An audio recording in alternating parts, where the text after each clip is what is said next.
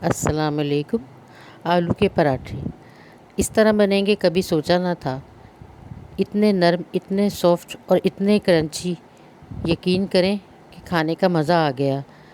आपके घर वाले आपकी तारीफ़ किए बगैर रह ना सकेंगे और आप इसके बाद हमेशा इसी तरह ही आलू के पराठे बनाएंगे जिस तरह ये आपने इस दफ़ा बनाए हैं। मगर इसके लिए आपको हमारी पूरी रेसिपी फॉलो करनी पड़ेगी।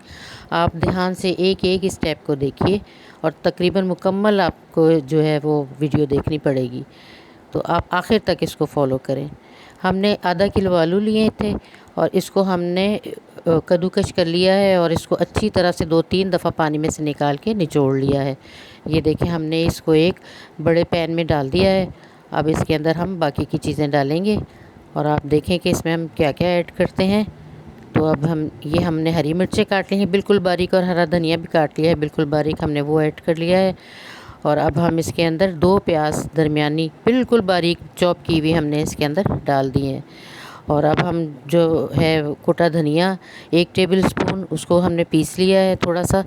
और इसमें नमक, मिर्च, कुटी हुई मिर्च 1-1 टेबल स्पून है। और जो हल्दी है हमारी वो 1 टीस्पून है। और जो ज़ीरा है उसको भी हमने कूट लिया है, वो भी 1 टीस्पून है। तो ये सारी चीज़ें आपने इसको डाल देनी है और आपने इसको जो है अच्छी तरह से मिक्स करना है, मगर हाथ से नहीं, ठहर जाए। अभी हम आपको बताते हैं कि हम क्या करते हैं। अब हमने ये जो 4 कप है ना, ये जो कप है ये तकरीबन 1 कप के बराबर है, ये छोटा गिलास है। इसमें हमने आहिस्ता आहिस्ता करके तकरीबन 4 दफ़ा हमने इसको ऐड करना है, मगर हमने एक ही दफ़ा नहीं डालना। और इसको हमने अच्छी तरह से मिक्स करना है।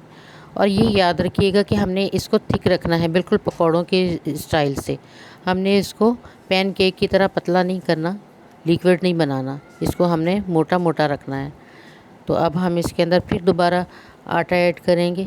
ये देखें, अब हमने फिर इस आटा ऐड किया है, फिर इसको हम अच्छी तरह से मिक्स करेंगे। फिर हम इसमें से थोड़ा पानी डालेंगे, फिर हम इसमें 1 कप और ऐड करेंगे। फिर इसी तरह हमने मिक्स करते करते 1 और कप ऐड किया।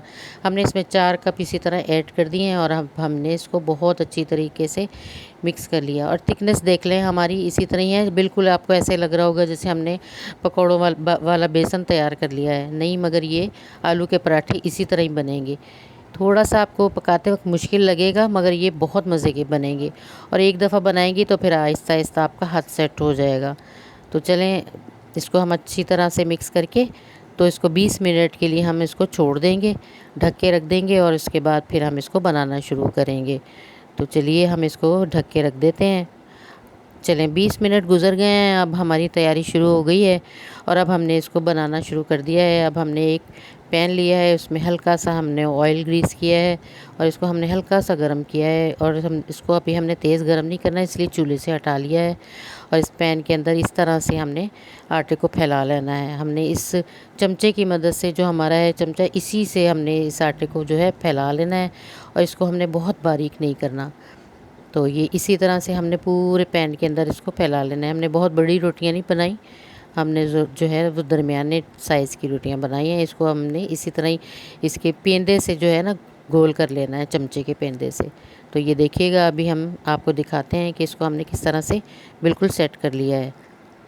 इसको हम इसी तरह करते रहेंगे। आप व्यूअर्स, आप इसको ना इस तरह सेट करते रहें कि आप थोड़ा थोड़ा सा डाल के इसके किनारे वगैरह जो हैं आप गोल करते जाएं। तो ये देखें, अब बिल्कुल सही गोल हो गया। अब इसको अच्छी तरह से नीचे से आपने सेक लगने देना है और आपने हल्की आंच रखनी है, तेज़ आंच नहीं रखनी। तेज़ आंच पर तो ये फटाफट पक जाएगा, मगर फिर ये है कि फिर ये अंदर से कच्चा रह जाएगा। अब मैंने दूसरे चूल्हे के ऊपर भी एक तवा रखा हुआ है और उसके नीचे मैंने आग जलाई हुई है। ये देखें, मैंने उसमें से इसमें डाल दिया है ताकि मेरा टाइम बचे।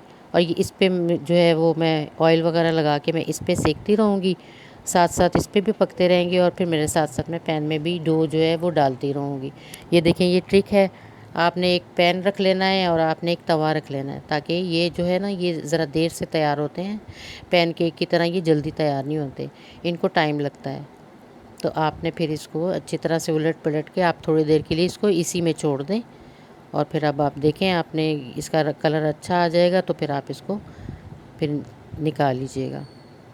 तो ये देखें कितना खूबसूरत कलर आ गया है इसका। अब आपने इसको निकाल लेना है और इसी तरह से फ्राई पैन में फिर आपने इस तरह डो डाल लेनी है और इसको आपने फैला फैला के बिल्कुल गोल कर लेना है।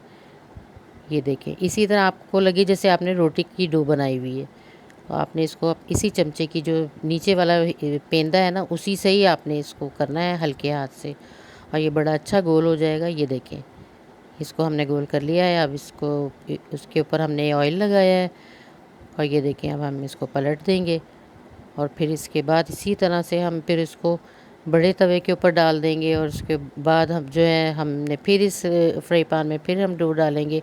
इसी तरह से हम तकरीबन, ये देखें, हमने सारे जो है पराठे इसी तरह से तैयार किए हैं। हमारा टाइम काफ़ी बच गया, 2 चीज़ों में हमने तैयार किए, 2 चूल्हों पर हमने काम किया है। और ये देखें, हमारे तकरीबन तमाम जो हैं पराठे तैयार हो चुके हैं। अब हम इसको आपको तोड़ कर दिखाते हैं कि ये कितने सॉफ्ट और कितने मज़ेदार बने हैं। यकीन करें, अंदर से बिल्कुल कच्चे नहीं हैं, और आलू भी कच्चे थे, और डो भी इसकी मोटी थी, मगर ये ज़रा से भी कच्चे नहीं हैं। तो व्यूवर्स, आपको अगर मेरी रेसिपी अच्छी लगी है तो मुझे कमेंट करके ज़रूर बताएं, और ज़रूर दोस्तों रिश्तेदारों में शेयर करें और सब्सक्राइब करें, और अपनी दुआओं में याद रखिएगा। और किसी नई रेसिपी के साथ मिलेंगे। अल्लाह हाफ़िज़।